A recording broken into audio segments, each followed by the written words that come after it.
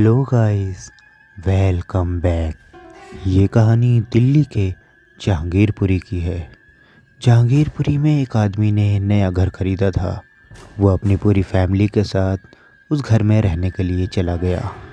एक रोज़ की बात है, उस आदमी की बीवी किचन में खाना बना रही थी।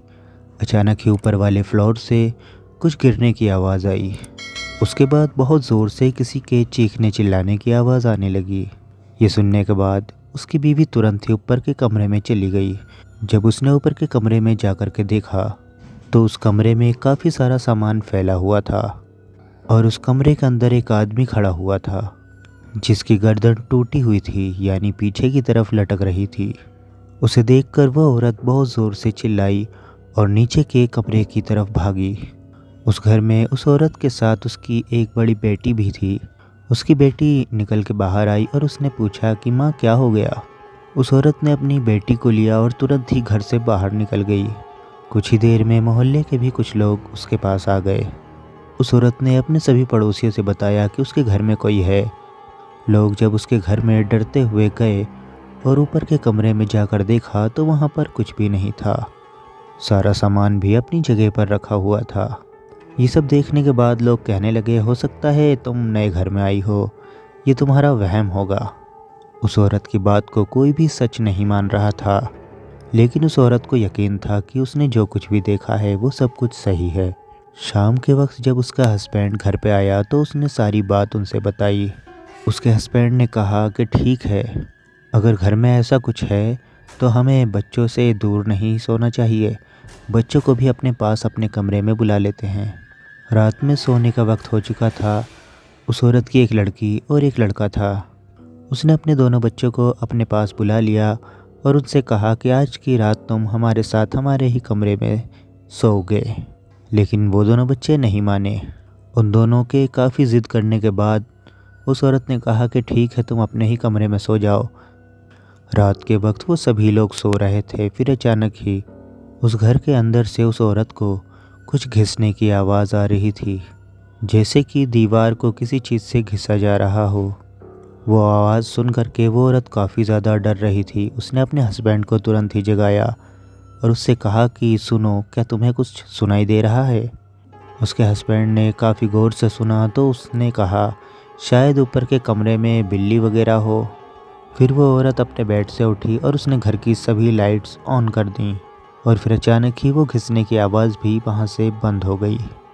फिर उस औरत ने कहा अपने हस्बैंड से कि हमें बच्चों के कमरे में जाकर देखना चाहिए कि वो दोनों ठीक तो हैं। फिर वो औरत अपने हस्बैंड को लेकर के अपने बच्चों के कमरे के पास गई। वहाँ जाकर उन्होंने खिड़की से देखा तो उसके दोनों बच्चे सो रहे थे और उनके बेड के पास वही आदमी जिसकी गर्दन टूटी हुई थी वो उनके बेड के पास खड़ा हुआ था। ये देखकर वो औरत ज़ोरों से चीखने चिल्लाने लगी और फिर अचानक ही वो आदमी वहाँ से कहीं गायब हो गया। वो दोनों ही हस्बैंड वाइफ अपने बच्चों के पास कमरे के अंदर गए। वहाँ जाकर उन्होंने देखा दोनों ही बच्चे बहुत ही गहरी नींद में सो रहे थे। उन बच्चों को वो दोनों जगाने लगे, लेकिन वो बच्चे बिल्कुल भी आँख नहीं खोल रहे थे। ये देखकर वो औरत और भी ज़्यादा डर गई थी, कहीं उन बच्चों को कुछ हो तो नहीं गया। फिर लगभग उनको जगाते जगाते 20 से 25 मिनट गुजर चुके थे। उसके बाद वो दोनों ही बच्चे एक साथ उठकर बैठ गए। लेकिन सोचने वाली बात तो ये थी कि उन दोनों ही बच्चों को एक ही सपना आया था। उन दोनों बच्चों ने बताया कि उनके सपने में उनको कोई उनके घर में वाइट वॉश का काम करते हुए नज़र आ रहा था। वह आदमी घर के दीवारों पर सफ़ेदी कर रहा था। फिर अचानक ही जीना फिसल गया और वो आदमी ज़ोरों से आकर फर्श पर गिरा, जिसकी वजह से उसकी गर्दन पीछे की तरफ मुड़ गई और कुछ देर तक वो आदमी तड़पता रहा। उसके बाद वो मर गया। ये सब सुनने के बाद अब वो लोग बहुत ज़्यादा डर चुके थे। अब वो घर उनके रहने के लायक उन्हें बिल्कुल भी नहीं लग रहा था। अगले दिन उस आदमी ने जब लोगों से पता किया तो उसके आस पड़ोस के लोगों ने बताया कि इस घर के अंदर सफ़ेदी का काम चल रहा था। फिर अचानक ही सफ़ेदी करने वाला आदमी घर के अंदर ही मरा हुआ मिला। बस हम लोग इतना ही जानते हैं, इसके अलावा हमें कुछ नहीं पता। और उसके कुछ ही दिनों के बाद मालिक ने ये घर भी बेच दिया था। और इस घर का जो मालिक था वो दोबारा फिर यहाँ नहीं आया। और अब कुछ सालों के बाद आप लोग यहाँ पर रहने आए हो और ये सारी घटना हमने सिर्फ आपसे ही सुनी है, इससे पहले यहाँ पर कोई नहीं रहता था।